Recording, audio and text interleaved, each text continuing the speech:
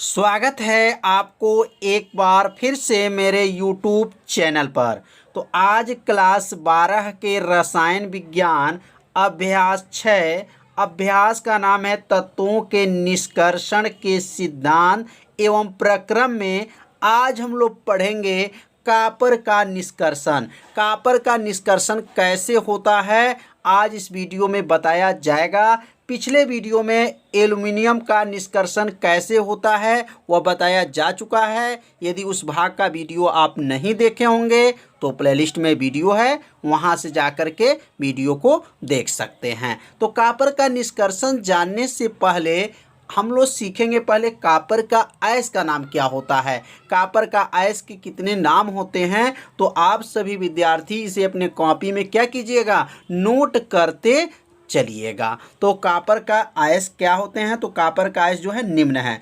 पहला जो है कॉपर पैराइड, क्या नाम है, कॉपर पैराइड। इसका सूत्र क्या होता है, CuFeS2। CuFeS2 ये किसका सूत्र है, कॉपर पैराइड। ये और किसका ये अयस्क है, तो कॉपर का अयस्क है। दूसरा जो है बोरनाइट, क्या नाम है, बोरनाइट है। इसका सूत्र क्या है, Cu3FeS3 है। तो ये किसका सूत्र है, बोरनाइट का सूत्र है। तीसरा जो है कॉपर ग्लास, क्या लिखेंगे, कॉपर ग्लास। सूत्र क्या होता है, Cu2S, इसको कहते हैं Cu2S। किसका सूत्र है यह, कॉपर ग्लास का। अगला जो है क्यूपराइट, क्या है, क्यूपराइट। सूत्र क्या है, Cu2O है, क्यूपराइट है, याद रखिए इसका अयस्क का नाम है। अगला जो है मैलेकाइट, क्या है, मैलेकाइट। सूत्र होता है CuOH का ट्वाइस CuCO3।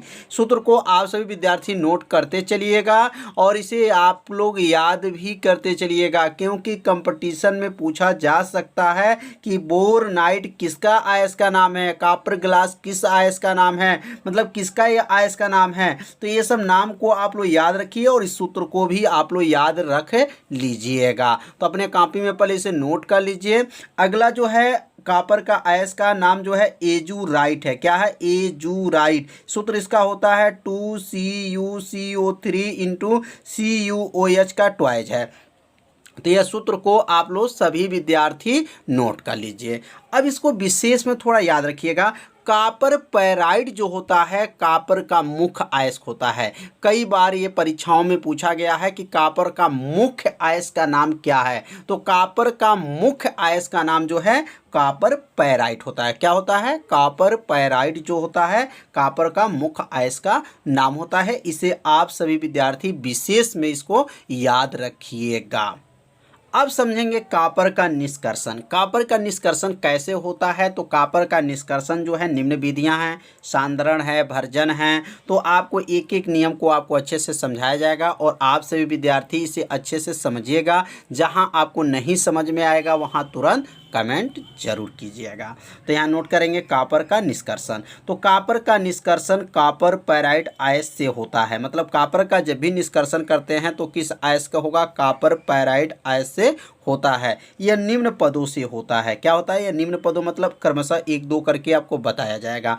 पहला जो है सांद्रण। सांद्रण क्या है, तो सांद्रण क्या होता है, अयस्क का सांद्रण बताया गया था कि तेल और पानी का जो है मिश्रण रख लेंगे और उसमें जो है अयस्क के टुकड़ों को, जो पिसे हुए टुकड़ों को जब डाल देते हैं तो तेल में जो है शुद्ध पदार्थ चिपक जाता है और अशुद्ध पदार्थ जो होता है पानी में भीग जाता है। तो यहाँ पर भी ऐसे ही लिखेंगे कि कॉपर पैराइड का सांद्रण फेन पलवन विधि द्वारा किया जाता है। मतलब उस विधि का नाम क्या है, फेन पलवन विधि भी कहा जाता है और इसे उत्प्लावन विधि भी कहा जाता है। तो आप सभी विद्यार्थी समझते रहिए कौन से विधि का क्या नाम है। और इस विधि में जल तथा चीड़ के तेल के मिश्रण में अयस्क को चूड़ को मिला देते हैं। मतलब इस विधि में जो है जल रहेगा और चीड़ का जो तेल होता है, दोनों को पहले मिश्रण को मिला लेंगे और उसके बाद उसमें अयस्क के चूड़ को भी क्या करते हैं, मिला देते हैं। शुद्ध अयस्क तेल में तथा अशुद्ध अयस्क पानी में शीघ्र भीग जाते हैं। मतलब जो शुद्ध अयस्क रहते हैं वह तेल में और जो अशुद्ध अयस्क होते हैं वह पानी में शीघ्र क्या होते हैं, भीग जाते हैं। तेल तथा पानी में बने सल्फाइड के अयस्कों के कण झाग बन करके ऊपर उठ जाते हैं और अशुद्ध पदार्थ जो होते हैं क्या होते हैं, नीचे बैठ जाते हैं। इस विधि को क्या कहेंगे, उत्प्लावन विधि कहा जाता है। मतलब यह है कि जब तेल और पानी का जब मिश्रण रख लेते हैं और उसके अंदर जो है आयस के टुकड़ों को जब डाल देते हैं तो शुद्ध जो रहता है आयस जो तेल में भीग जाता है और अशुद्ध जो होता है आयस जो होता है पानी में भीग जाता है। और उसमें इसके अंदर जो है सल्फाइड आयस के झाग जो बन करके ऊपर उठ जाते हैं। तो यह कैसे उठते हैं, उसमें निलंबन को लगाया जाता है। किसको लगाया जाता है? निलंबन को लगाया जाता है।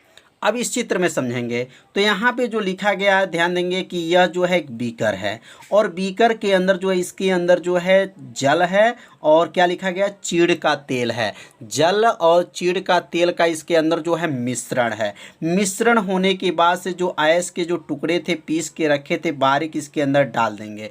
डालने पर जो शुद्ध पदार्थ होता है वह तेल में भीग जाता है और अशुद्ध पदार्थ होता है जो पानी में भीग जाता है। इसके बाद इसमें निलंबन लगा देते हैं। क्या लगाते हैं? निलंबन। इसमें जो बना हुआ छिद्र देख रहे हैं ना, इसके अंदर जो छिद्र बना हुआ है इसके माध्यम से जब वायु प्रवाहित करते हैं, जब इसके अंदर वायु जब जाता है तो यह छिद्र के माध्यम से जब जल के अंदर जाता है तो जल जो है बुलबुला बन करके ऊपर की तरह झाग मतलब गाज बन करके ऊपर आ जाता है। उसी को क्या कहते हैं? फेन कहते हैं। तो समझ में आ रहा होगा कि फेन जब उसको कहा जाए फेन बनकर ऊपर उड़ जाते हैं तो जो शुद्ध रहते हैं, जो शुद्ध पदार्थ रहते हैं वह कहाँ जाते हैं? ऊपर आ जाते हैं और जो अशुद्ध पदार्थ रहते हैं वो क्या होते हैं? नीचे जो है अशुद्धियाँ जा करके नीचे बैठ जाते हैं। तो यह विधि आप लोग को अच्छे से समझ में आ गया होगा कि झाग पलवन विधि क्या होता है। इसे फेन पलवन विधि भी कहते हैं और इसे उत्प्लावन विधि भी कहा जाता है। तो अब अगला हम लोग समझेंगे तो दूसरी विधि अब समझेंगे भर्जन। तो इस समय किसका निष्कर्षण किया जा रहा है? तो कॉपर का निष्कर्षण किया जा रहा है। आप ध्यान से समझिएगा। पहला विधि हम लोग पूरा कर चुके हैं। क्या किए हैं? तो सांद्रण हुआ। अब हम लोग भर्जन करेंगे।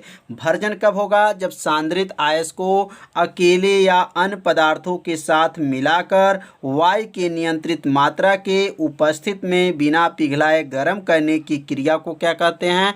भर्जन कहते हैं। तो भर्जन की क्रिया कब होता है? जब आयस का सांद्रण हो जाता है तब जाकर के भर्जन की क्रिया संपन्न होती हैं। तो इसलिए यहाँ पे लिखा गया सांद्रित आयस। सांद्रित आयस मतलब इसका सांद्रण हो चुका है। तो आयस अकेले या अन्य पदार्थों के साथ क्या करेंगे? मिलाकर वायु मतलब ऑक्सीजन की नियंत्रित मात्रा के उपस्थित में बिना पिघलाए गर्म करने की क्रिया, मतलब बिना पिघलाए मतलब पिघलेगा नहीं और गर्म करने की जो क्रिया को क्या कहेंगे? भर्जन कहा जाता है। क्या कहते हैं? भर्जन। भर्जन में आयस में निम्नलिखित क्रियाएं होती हैं। भर्जन के से आयस में जो होती है निम्नलिखित क्रियाएं होती हैं। अब ये निम्नलिखित क्रियाएं को क्रमशः एक दो करके आप सभी विद्यार्थी समझते चलिए। अब यह लिखेंगे सल्फर। अब पहली जो यहाँ पर जो निम्नलिखित क्रियाएं में पहली अब क्रिया जो है सल्फर के अशुद्धि ऑक्सीकृत होकर के निकल जाती हैं। मतलब जो सल्फर के जो अशुद्धियाँ होती हैं वह ऑक्सीकृत होकर के क्या होती हैं? बाहर निकल जाती हैं। जैसे सल्फर और ऑक्सीजन को जब मिलाते हैं तो क्या बनता है? सल्फर डाइऑक्साइड गैस बनता है। तो यहाँ पे जो है क्या हुआ है? सल्फर के अशुद्धि जो है ऑक्सीकृत होकर के क्या हो गया? बाहर निकल गया है। अब यहाँ दूसरा जो क्रिया होगा आर्सेनिक की अशुद्धि ऑक्सीकृत होकर के निकल जाती हैं। मतलब यहाँ पे जो है ऑक्सीजन से यहाँ भी क्रिया हुआ है और यहाँ पर भी ऑक्सीजन से क्रिया हुआ है। तो आर्सेनिक जो है कि ऑक्सीजन से जब क्रिया किया है तो क्या हो गया है? ऑक्सीकृत हो गया है। तो इस रिएक्शन को आप सभी विद्यार्थी नोट कर लीजिए कि ये आर्सेनिक है और ऑक्सीजन से जब क्रिया किया है तो यह ऑक्सीकृत हो गया है। अब अगला जो है इसका रिएक्शन जो है अब ध्यान देंगे। दो क्रिया संपन्न होने के बाद ही यहाँ कॉपर का जो है भर्जन किया जाएगा। तो अब तीसरा जो है क्रिया क्या होगा? Copper pyrite cuprous sulphide ferrous sulphide में बदल जाता है। मतलब जब कॉपर पैराइड ऑक्सीजन से जब क्रिया करता है तो किस में बदलेगा? क्यूप्रस सल्फाइड फेरस सल्फाइड में बदल जाता है। तो यह जो है कॉपर पैराइड है। कॉपर पैराइड के सूत्र है और यह जो है ऑक्सीजन है। ऑक्सीजन से जब क्रिया किया है तो क्या बना है? क्यूप्रस सल्फाइड, सल्फर डाइऑक्साइड और फेरस सल्फाइड बना है। तो यह जो है रिएक्शन को जब लिख लेंगे तो इसमें तीन रिएक्शन को लिखना होता है भर्जन की क्रिया में। तो तीनों रिएक्शन को जब लिख लिया जाएगा तो यह भर्जन की क्रिया जो है समाप्त हो जाता है। अब इसके बाद से जो क्रिया होगा प्रगलन होता है। तो कॉपर का जो निष्कर्षण में दो विधि आप सभी विद्यार्थी समझ लिए होंगे। अब हमारी तीसरी विधि क्या है? प्रगलन है। अब प्रगलन क्या होता है, अब इसके बारे में समझेंगे।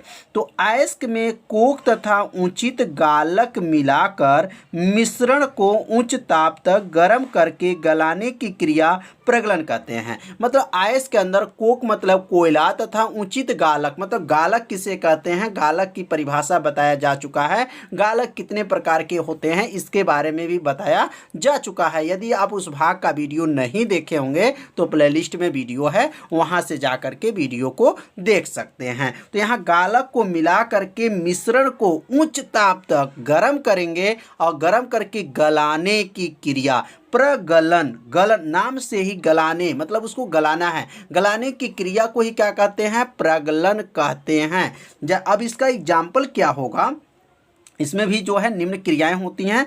पहला अब यहाँ नोट करेंगे कि क्यूपरस ऑक्साइड फेरस सल्फाइड से क्रिया करके फेरस ऑक्साइड में बदल देता है। मतलब जो है क्यूपरस जो ऑक्साइड है वह फेरस सल्फाइड से जब क्रिया करता है तो किस में बदलता है? फेरस ऑक्साइड में बदल देता है। तो यह जो सूत्र है क्यूपरस ऑक्साइड कहा जाता है और इसका नाम है फेरस सल्फाइड कहते हैं। जब दोनों को एक साथ क्रिया करते हैं तो यह बना फेरस ऑक्साइड प्राप्त होता है। तो यह जो है क्रिया को, रिएक्शन को लिखना है किसमें? प्रगलन में।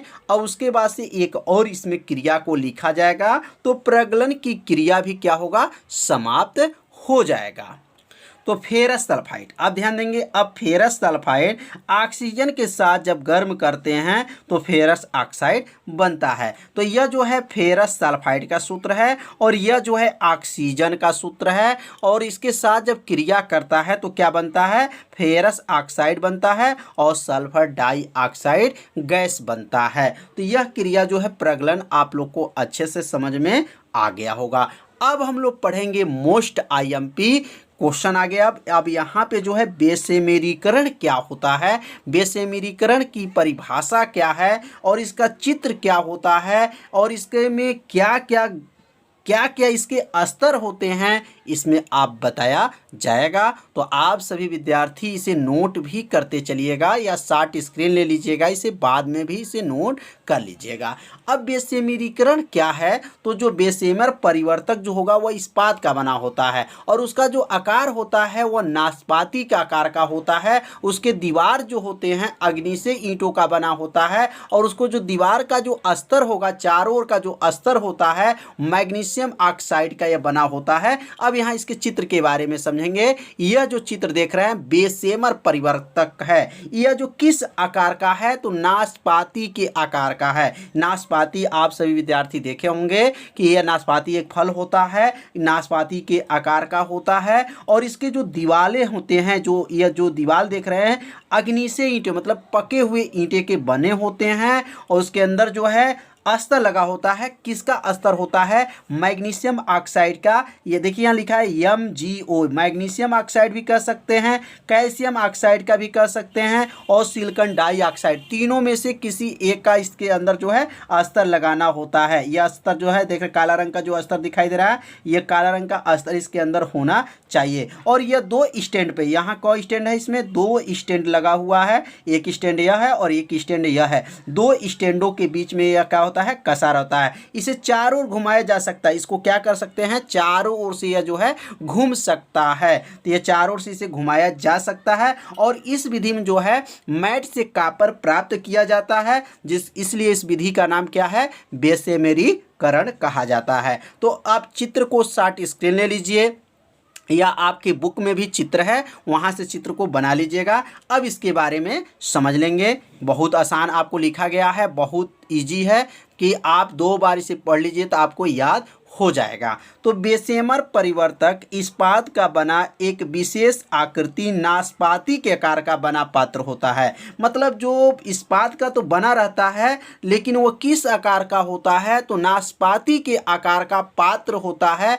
पात्र मतलब वो बर्तन। इसकी दीवारें जो होंगी अग्नि से ईंटों की बनी होती हैं। जो इसका दीवार होगा वो किस ईंटों का बना है, अग्नि से ईंटों की बनी होती हैं। इन दीवारों के स्तर जो होते हैं मैग्नीशियम ऑक्साइड या कैल्शियम ऑक्साइड या सिलिकॉन डाइऑक्साइड, इसमें 3 ऑक्साइड आपको दिखाई दे रहा है। कैल्शियम ऑक्साइड और क्या है, मैग्नीशियम ऑक्साइड या सिलिकॉन डाइऑक्साइड का बना होता है। यह दो स्टैंडों के बीच में कसा होता है। चित्र में भी दिखाया गया है कि इसमें 2 स्टैंडों के बीच में क्या होता है, कसा रहता है। इसके चारों ओर घुमाया जा सकता है। इसे किसके चारों ओर से घुमाया जा सकता है। मतलब यह जो बेशेमर परिवर्तक होते हैं वह चारों ओर से क्या हो सकते हैं, घूम सकता है। अब यहाँ लिख सकते हैं कि इस विधि में मैट से कॉपर प्राप्त करते हैं। मैट से कॉपर बनाने की क्रिया ही बेशेमरीकरण कहा जाता है। मतलब इस विधि में जो है मैट से कॉपर बनता है, और मैट से जब कॉपर बनता है तो बनाने की जो विधि है, इस विधि को ही क्या कहते हैं,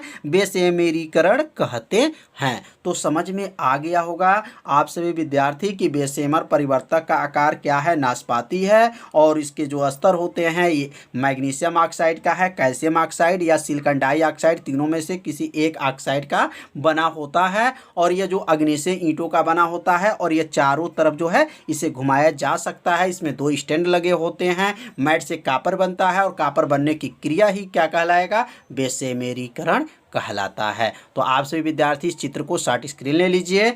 अब हम लोग आगे बढ़ते हैं। फोफलेदार कॉपर, यह जो क्वेश्चन कई साल के परीक्षा में आ चुका है कि फोफलेदार कॉपर क्या होते हैं। तो यह इसे आप लोग बहुत आसानी से इसको याद कर सकते हैं, बस थोड़ा सा ध्यान देंगे।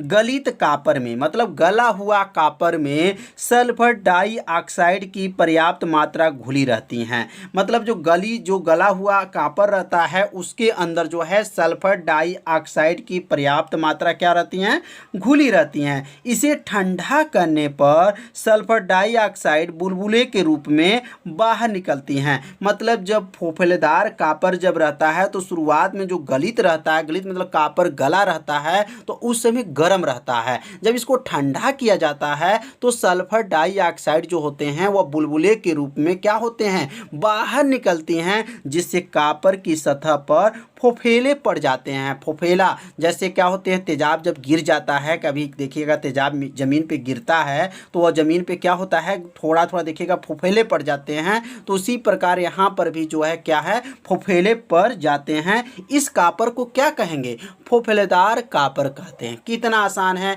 जो कॉपर है वह गलित कॉपर है, उसके अंदर सल्फर डाइऑक्साइड की पर्याप्त मात्रा घुला रहता है। उसको जब ठंडा करते हैं तो सल्फर डाइऑक्साइड किस रूप में निकलते हैं, बुलबुले के रूप में बाहर निकलती हैं, जिससे कॉपर के सतह पर फोफेले पड़ जाते हैं। और इस कॉपर को ही क्या कहते हैं, फोफेलेदार कॉपर कहते हैं। इसमें 98% कॉपर होता है। मतलब फोफेलेदार कॉपर में जो है 98% कॉपर होता है, और 2% जो होता है अपद्रव्य होते हैं। इसके अंदर जो होते हैं 2% जो है अपद्रव्य पदार्थ होते हैं। अब अपद्रव्य पदार्थ क्या क्या इसके अंदर रह सकते हैं, तो यहाँ नोट भी कर सकते हैं कि अपद्रव्य पदार्थ यस है, एएस है, एफई है, एजी है, एयू है, जेडएन है, एनआई है, सीओ है, पीबी है। यह क्या है, इसके अंदर यह 2% रहता है। किसके अंदर, फोफेलेदार कॉपर के अंदर 2% जो है अपद्रव्य पदार्थ होते हैं, और अपद्रव्य पदार्थ का नाम भी बताया गया है।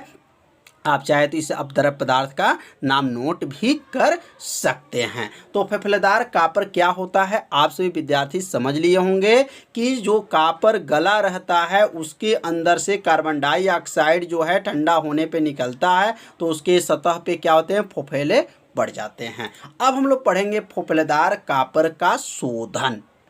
फोफलेदार कापर का शोधन जो होता है वह दो विधियों द्वारा होता है। अब यहाँ नोट कर लेंगे, फोफलेदार कापर का शोधन दो विधियों द्वारा किया जाता है। पहला विधि का क्या नाम है, तो दंड विलोडन द्वारा या हरी लकड़ी की बलियों से या पोलिंग विधि। इसका तीन नाम है, तीनों नाम को आप लोग याद रखिएगा। नाम परीक्षा में बदल करके भी पूछा जाता है, कभी काल पोलिंग विधि पूछ देगा, कभी हरी लकड़ी के बलियों द्वारा जो है फोफलेदार कापर का शोधन कैसे किया जाता है। तो नाम तीनों को आप सभी विद्यार्थी याद रखिएगा।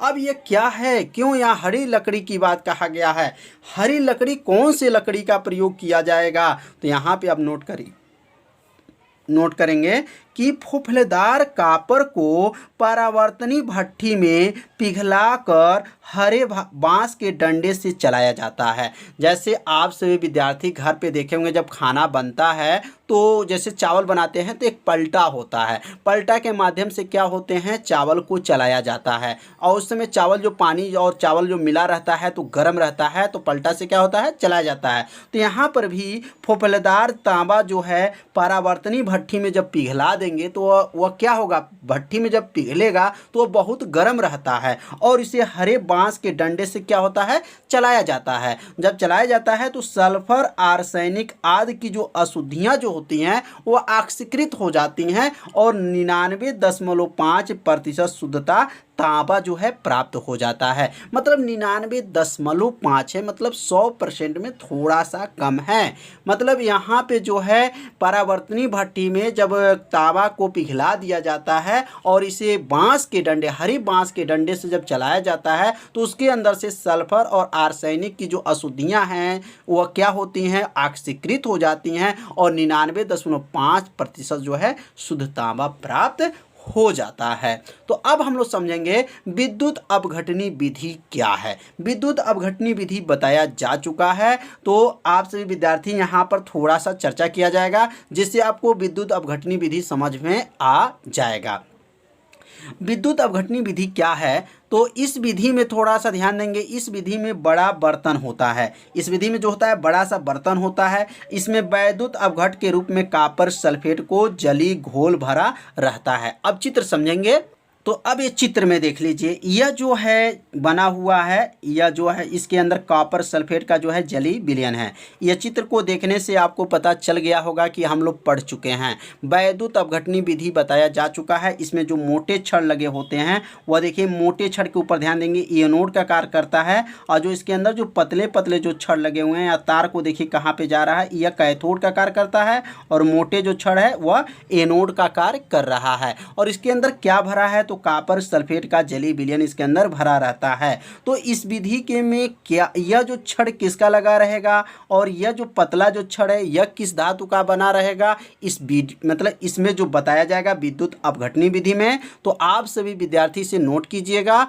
और इसको याद रखिएगा कि यह छड़ किसका है और यह जो काला रंग का जो देख रहे हैं पतला वाला छड़, यह किस धातु का बना होता है। तो यहाँ पे लिखा गया है जली घोल भरा रहता है। किसका जली घोल भरा रहता है, तो कॉपर सल्फेट का जली घोल भरा रहता है। फोफलेदार तांबा के मोटे बेलन, अब इसका मतलब जो है यह जो मोटा लगा हुआ है वह किसका है, फोफलेदार तांबा का जो है मोटे बेलन लटका दिए जाते हैं। मतलब यह जो मोटा वाला जो तार लगा हुआ है यह फोफलेदार तांबा का लगा होता है और ये किसका कार्य करता है, तो यह एनोड का कार्य करता है। तो यहाँ लिख देंगे यह बेलन लटका दिए जाते हैं जो एनोड का कार्य करता है। इनके बीच बीच में शुद्ध तांबे के पतले पतले छड़ लगा देते हैं। मतलब इसके तो शुद्ध तांबे का जो है यह पतला वाला जो है छड़ लगा देते हैं और यह किसका कार्य करता है, तो यह कैथोड का कार्य करता है। और जो मोटा तो तार लगा होता है या फोफलेदार तांबा का लगा होता है यह एनोड का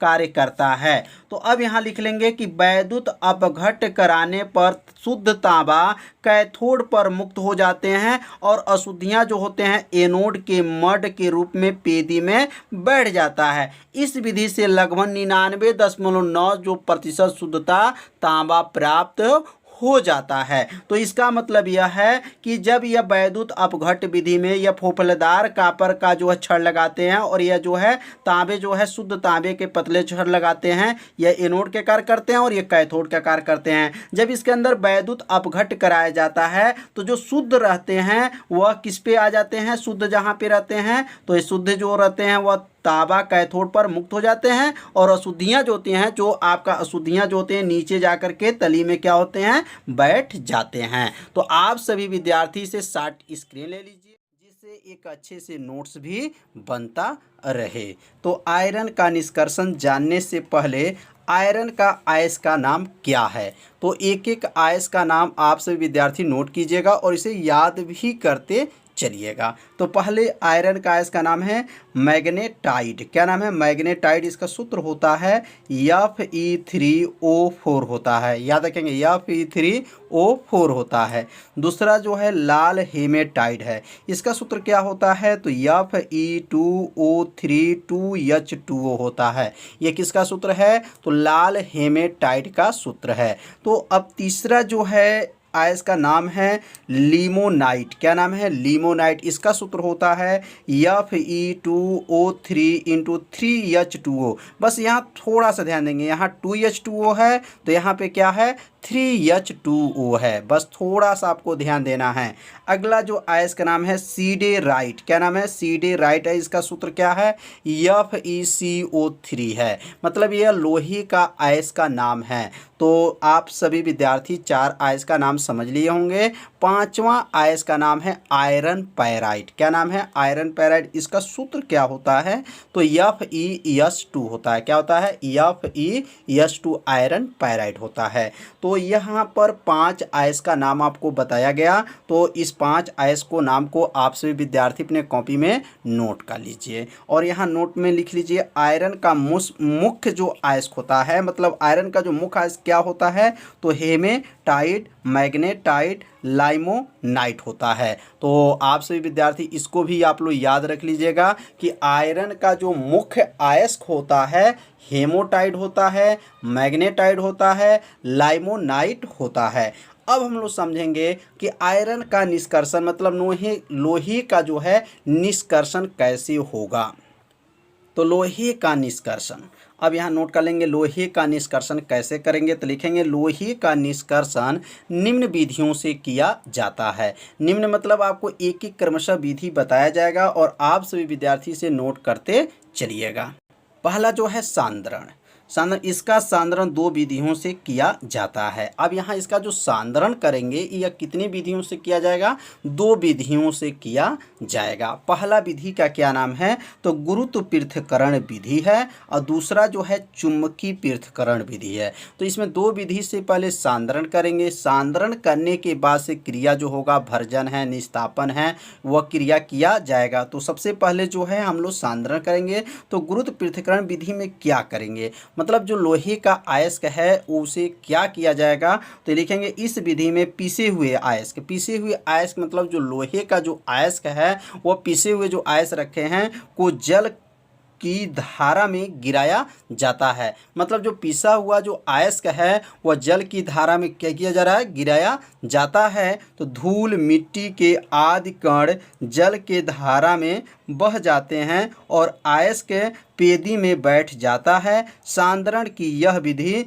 गुरुत्व पृथक्करण विधि कहलाती है। मतलब इस विधि में जो है अयस्क के जो टुकड़े जो थे उसे बारीक पीस करके जल के जब धारा में गिराया जाता है, तो जल के साथ जब धारा में गिरता है अयस्क के जो टुकड़े जो पिसे हुए होते हैं, तो उसके अंदर जो धूल मिट्टी जो कण होते हैं वह जल की धारा में क्या होते हैं, बह जाते हैं और अयस्क जो होता है वह पेदी के नीचे जा करके क्या होता है, बैठ जाता है। तो इस विधि को क्या कहते हैं, गुरुत्व पृथक्करण विधि कहते हैं। अब चुंबकीय पृथक्करण विधि क्या होता है, तो चुंबकीय पृथक्करण विधि में इस विधि में 2 चुंबकीय पुलियाँ होती हैं। मतलब इसमें जो होते हैं 2 आपका चुंबकीय पुलियाँ होती हैं। इस पुलियों को घुमाने के लिए बेल्ट का प्रयोग किया जाता है। मतलब जो पुलियाँ होती हैं उसको घुमाने के लिए किसका प्रयोग करते हैं, तो बेल्ट का प्रयोग किया जाता है। इनके ऊपर पीसे हुए अयस्क को गिराते हैं तो धूल मिट्टी के कण दूर छिटक जाते हैं और अयस्क चुंबकीय पुल्ली के पास पास एकत्र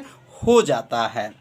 जैसे चित्र में जब देखेंगे तो यह जो पुल्ली बना हुआ है और इसके ऊपर जो है बेल्ट लगा हुआ है इसको नचाने के लिए, और यहाँ एक हापर है। इस हापर में जो है इसको गिराया जाएगा। जो पीसे हुए जो लोहे के अयस्क है जब गिराया जाता है तो इसके साथ जो मिट्टी के कण जो इसकी सतह से आ करके यहाँ गिर जाता है, और यहाँ जो पुल्ली के माध्यम से यहाँ चुंबकीय पदार्थ इकट्ठा हो जाता है। और यह जो मिट्टी कंकड़ जो है अचुंबकीय पदार्थ है, और यह जो पदार्थ है यह क्या है, चुंबकीय पदार्थ इकट्ठा हो जाता है। तो चुंबकीय पृथक्करण विधि में क्या होता है, इसमें क्या होता है, दो पुलियां हैं और इसमें क्या है, एक बेल्ट होता है दोनों पुलिया को घुमाने के लिए, और इसके ऊपर पीसे हुए अयस्क को गिराते हैं तो धूल मिट्टी कण जो होते हैं छटक जाते हैं, और जो है चुंबकीय जो है पदार्थ जो होते हैं पुल्ली के पास एकत्र हो जाते हैं। तो इस चित्र के माध्यम से आप सभी विद्यार्थी समझ लिए होंगे कि चुंबकीय पृथक्करण विधि क्या है। अब जो है यहाँ सांद्रण की क्रिया संपन्न हो गया। दोनों विधि का जब पूरा हो जाता है तब अगले विधि में हम लोग पहुँचते हैं। अगला विधि है निस्तापन तथा भर्जन। अब निस्तापन करेंगे, इसके पहले हम लोग सांद्रण किए हैं, अब निस्तापन तथा भर्जन। तो निस्तापन की क्रिया में सांद्रित अयस्क को, अब सांद्रित अयस्क क्यों कर रहे हैं, क्योंकि इसके पहले हम लोग सांद्रण किए हैं। तो जब सांद्रण की क्रिया संपन्न हो जाती है तो उस अयस्क का नाम जो है सांद्रित अयस्क हो जाता है। तो सांद्रित अयस्क को इतना गर्म करते हैं कि उसमें से वाष्पशील पदार्थ निकल जाए परंतु अयस्क पिघले न पाए। मतलब निस्तापन की जो क्रिया होता है उसमें सांद्रित अयस्क को इतना गर्म करेंगे कि उसमें का जो वाष्पशील पदार्थ होता है, मतलब जो नमी होता है, वह निकल जाए परंतु अयस्क जो है पिघले न। अब सांद्रित अयस्क को अकेले या अन्य पदार्थों के साथ मिलाकर वायु के नियंत्रित मात्रा के उपस्थित में बिना पिघलाए गर्म करने की क्रिया को क्या कहते हैं, भर्जन कहते हैं। मतलब जो सांद्रित अयस्क है उसमें अकेले या अन्य पदार्थों को साथ मिला देंगे और वायु को नियंत्रित मात्रा के उपस्थित में बिना पिघलाए गर्म करने की क्रिया को क्या कहते हैं, भर्जन कहते हैं। तो भर्जन में जो है निम्नलिखित क्रियाएं होंगे और एक एक क्रिया को आप सभी विद्यार्थी नोट करते चलिएगा। तो अब यहाँ पे जो है पहला जो इसका क्रिया है कि लोहे का अयस्क शोषित हो जाती हैं। मतलब यहाँ Fe2O3 2H2O यह जो है सूत्र जो है किसका अयस्क है, तो लोहे का अयस्क है। इसमें से क्या है, अयस्क शोषित हो जाती, मतलब शोषित मतलब इसके अंदर का जो जल है वह क्या होगा, बाहर निकल जाएगा। तो अब क्या हो जाएगा, Fe2O3 प्लस, अब यहाँ देखिए यहाँ इंटू था तब क्या बन गया, प्लस हो जाएगा 2H2O। मतलब इसके अंदर का जो है जल जो है क्या हो गया, शोषित हो गया, मतलब बाहर निकल गया। अब दूसरा जो है वाष्पशील अशुद्धियाँ वायु में ऑक्सीकृत हो जाती हैं। जो वाष्पशील जो अशुद्धियाँ होती हैं वायु में क्या होती हैं, ऑक्सीकृत हो जाती हैं। मतलब सल्फर और ऑक्सीजन को जब मिलाते हैं तो क्या बन जाता है, सल्फर डाइऑक्साइड बनता है। अब इसमें जो तीसरा जो क्रिया है फेरिक कार्बोनेट से कार्बन डाइऑक्साइड निकल जाता है और पुनः जो है ऑक्सीजन से क्रिया करने पर Fe2O3 में क्या होता है, बदल जाता है। तो अब यहाँ पे जो है दो रिएक्शन देना पड़ेगा क्योंकि फेरिक कार्बोनेट का सूत्र होता है FeCO3। जब इसको गर्म करते हैं तो वह फेरिक ऑक्साइड बनता है और कार्बन डाइऑक्साइड बनता है। तो कार्बन डाइऑक्साइड तो निकल जाता है, उसके बाद से जो फेरिक ऑक्साइड होता है, अब फेरिक ऑक्साइड जो है ऑक्सीजन से जब क्रिया कर लेता है तो क्या बनता है, Fe2O3 बनता है। तो आप सभी विद्यार्थी इस रिएक्शन को नोट कर लीजिए, इसे 2 बार पढ़िए, निश्चित है यह रिएक्शन आपको अच्छे से याद हो जाएगा। अब हम लोग पढ़ेंगे प्रगलन। प्रगलन क्या होता है, मतलब जो लोहे का निष्कर्षण हो रहा है उसमें प्रगलन क्या होता है, प्रगलन के बारे में क्या जानते हैं। तो अब यहाँ नोट कर लेंगे, अयस्क में कोक तथा उचित गालक मिलाकर मिश्रण को उच्च ताप तक गर्म करके गलाने की क्रिया प्रगलन कहलाती है। इसमें निम्नलिखित क्रियाएं होती हैं। प्रगलन का मतलब यह होता है कि इसको गलाना है। जो आयस के जो हमारे आयस सांद्रित आयस के हैं इसको गलाना है। तो गलेगा कब? जब आयस में कोक या ऊंचित गालक को जब मिला दिया जाता है और उसे उच्च ताप तक गर्म करके गला देते हैं तो इस क्रिया को क्या कहते हैं? प्रगलन कहते हैं। और इसमें जो है निम्नलिखित क्रियाएं होती हैं। पहला जो होता है दहन खंड। दहन खंड क्या होता है? दहन खंड के बारे में अब समझेंगे कि वात्या भट्ठी का सबसे निचला भाग दहन खंड कहलाता है। मतलब जो वात्या भट्ठी जो है, आगे चल के वात्या भट्ठी के बारे में भी बताया जाएगा। परावर्तनी भट्ठी क्या है, मफल भट्ठी क्या है, अगला वीडियो में बनाया जाएगा। तो वात्या भट्ठी का जो सबसे निचला भाग होता है वह दहन होता है, दहन खंड होता है। तो यदि आप वात्या भट्ठी नहीं जानते हैं तो कल का वीडियो आप सभी विद्यार्थी जरूर देखिएगा, जिससे वात्या भट्ठी आपको परावर्तनी भट्ठी, मफल भट्ठी अच्छे से समझ में आ जाएगा। तो यहाँ पे केवल जो है वात्या भट्ठी का नाम जानिए और कल जो है वात्या भट्ठी का सचित्र बारे में कल के वीडियो में बताया जाएगा। तो वात्या भट्ठी का जो सबसे निचला भाग होता है वह क्या होता है? दहन खंड होता है। और इसका ताप जो लगभग कितना होता है? तो 1600 डिग्री सेल्सियस होता है। कितना डिग्री होता है? 1600 डिग्री होता है, 1600 डिग्री। तो यहाँ कार्बन का दहन होता है और कार्बो मोनोऑक्साइड बनता है। मतलब यहाँ पे जो है कार्बन का तो दहन हो जाएगा और कार्बो मोनोऑक्साइड बनता है। तो यह कार्बन है और ऑक्सीजन है। जब कार्बन और ऑक्सीजन को मिलाते हैं तो क्या बनता है? कार्बन डाइऑक्साइड बनता है। तो यह कार्बन डाइऑक्साइड बनता है। अब कार्बन डाइऑक्साइड जब कार्बन से क्रिया करता है तो क्या बनता है? कार्बो मोनोऑक्साइड बनता है। तो यह दहन खंड आप सभी विद्यार्थी समझ लिए होंगे कि वात्या भट्ठी के निचला भाग होता है और इसमें कार्बन का दहन होता है और कार्बो मोनोऑक्साइड बनता है। और इस रिएक्शन को आप सभी विद्यार्थी जरूर नोट कर लिए होंगे। यदि नोट नहीं किए होंगे तो इसे जरूर नोट कर लीजिए। अब हम लोग पढ़ेंगे गलन खंड। गलन खंड क्या होता है? यह दहन खंड का ऊपर का भाग है। अभी देखिए दहन खंड पढ़े हैं। दहन खंड का जो सबसे ऊपर का भाग होगा, मतलब दहन खंड के ऊपर, मतलब सबसे ऊपर नहीं, दहन खंड का ऊपर जो भाग होगा इसका तापमान लगभग कितना होता है? 1300 डिग्री सेल्सियस होता है। इस भाग में आयस जो होता है क्या होता है? पिघल जाता है। तो याद हो गया होगा, कितना आसान है। दहन खंड मतलब गलन खंड। दहन खंड के ऊपर का जो भाग होता है वह गलन खंड होता है और इसका ताप जो होता है 1300 डिग्री सेल्सियस होता है। यहाँ कैल्शियम ऑक्साइड है। कैल्शियम ऑक्साइड और सिलिकॉन डाइऑक्साइड के साथ क्रिया किया गया है तो यहाँ बना है कैल्शियम सिलिकेट, CaCSiO3। मतलब कैल्शियम इसको सिलिकेट कहा जाता है। और यहाँ जो है कैल्शियम ऑक्साइड जो है एल्यूमिना Al2O3 से जब क्रिया करते हैं तो क्या बनेगा? CaAlO2 का ट्वाइज है। तो इस दोनों रिएक्शन को आप सभी विद्यार्थी नोट कर लीजिए। गलन खंड में दो रिएक्शन को नोट करना है। तो अब हम लोग समझेंगे धातुमल क्या होता है। धातुमल खंड क्या होता है? अभी हम लोग खंड के बारे में पढ़ रहे हैं। दहन खंड, गलन खंड, धातुमल खंड, अपचयन खंड, ये सब पढ़ना है। तो धातुमल खंड क्या है? यह गलन खंड का ऊपर का भाग है। अभी हम लोग गलन खंड पढ़े थे तो गलन खंड का ऊपर का भाग है। तो गलन खंड का जो ऊपर का भाग होता है वह क्या होता है? धातुमल खंड होता है। इसका तापमान कितना होता है? 800 से 1000 डिग्री सेल्सियस होता है। इस भाग में धातुमल बनाता है। अब नाम से है धातुमल, तो धातुमल है तो धातुमल बनाएगा, धातुमल खंड है। यह जो है कैल्शियम, यह जो है कॉपर कार्बोनेट है, कॉपर CuCO3। कॉपर कार्बोनेट को जब गर्म किए हैं तो कॉपर ऑक्साइड और कार्बन डाइऑक्साइड बना है।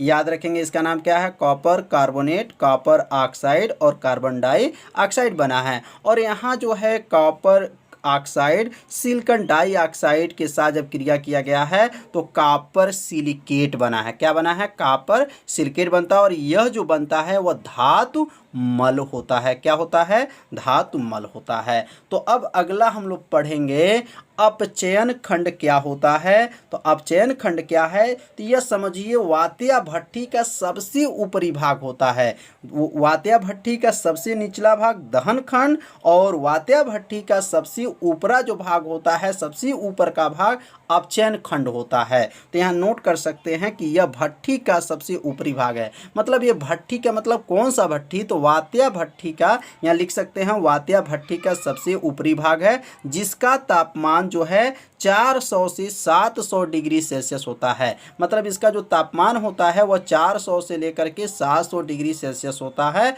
और इस भाग में जो है आयरन के ऑक्साइड अपचयित होकर के लोहे में बदल जाते हैं। मतलब इसमें जो आयरन जो है अपचयित हो जाएगा। आयरन अपचयित होकर के लोहे में क्या होता है?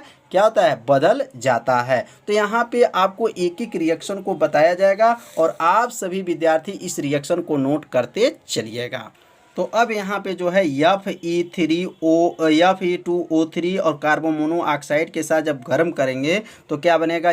Fe3O4 बनेगा प्लस कार्बन डाइऑक्साइड बनेगा। यह कितने डिग्री सेल्सियस पे बनेगा? तो यहाँ नोट कर सकते हैं 300 डिग्री सेल्सियस पे बनेगा। अब जो है यहाँ पर Fe3O4 को यहाँ नोट करेंगे, Fe3O4 को नोट करेंगे और कार्बन मोनोऑक्साइड के साथ जो है कार्बन मोनोऑक्साइड के साथ क्रिया करेंगे तो यहाँ पे क्या बनेगा? फेरस ऑक्साइड बनेगा और कार्बन डाइऑक्साइड बनेगा।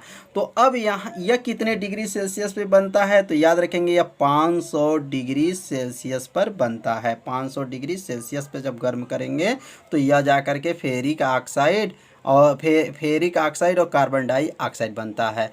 अब यहाँ फेरिक ऑक्साइड और कार्बन मोनोऑक्साइड के साथ जब क्रिया करते हैं कितने डिग्री सेल्सियस पे? तो यह जो है 750 डिग्री सेल्सियस पे जब गर्म करेंगे तो यह लोहा मतलब आयरन बनता है और कार्बन डाइऑक्साइड बनता है। तो यह भाई क्या है? लोहे में बदल जाता है। तो इसका जो तापमान कहाँ से चालू होता है? तो 400 से लेकर के 700 के बीच में यह इसका तापमान होता है। तो आप सभी विद्यार्थी समझ लिए होंगे अपचयन खंड क्या है और अपचयन खंड ये कहाँ पे इसका भाग होता है। तो अपचयन खंड जो होता है वात्या भट्ठी का सबसे ऊपर का जो भाग होता है अपचयन खंड कहलाता है। तो आप सभी विद्यार्थी से नोट कर लीजिए, अच्छे से समझ लीजिए। आज का पढ़ाई कैसा था आप सभी विद्यार्थी जरूर कमेंट कीजिएगा, वीडियो को लाइक कीजिएगा। यदि चैनल पर आप पहली बार आए होंगे तो मेरे चैनल को सब्सक्राइब जरूर कीजिए। तो आज का पढ़ाई इतना ही, मिलते हैं अगले भाग में।